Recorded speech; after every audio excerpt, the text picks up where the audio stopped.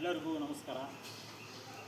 ಏನು ರೀ ವಿಷಯ ಇದನ್ನು ರಿವ್ಯೂ ಮಾಡೋದಂದ್ರೆ, ಆಸ್ಪತ್ರೆಯಲ್ಲಿ, ಸಾರ್ವಜನಿಕ ಆಸ್ಪತ್ರೆಯಲ್ಲಿ, ಸೋಮೂರು ತಾಲೂಕು ಹುಳಿಕುತ್ತಿಯಲ್ಲಿ ಮೊನ್ನೆ ಒಂದು 2 ಫೂಟ್ನಾಟ ಅಷ್ಟೈತಿ ಕಾಲುವೆ ಇದಾವೆ. ಅವ್ರೇನು ಕ್ಯಾಮ್ರಾಮ್ಯಾನ್ ತೋರಿಸ್ತಾರಲ್ಲ, ಇದೇನು ನೀವು ತೋರಿಸಿ ಕ್ಯಾಮ್ರಾಮನ್ ಅನ್ನೋ ಸ್ವಲ್ಪ ಹಂಗೆ ಕಾಲುವೆ ಏಕೆ ಇತ್ತು.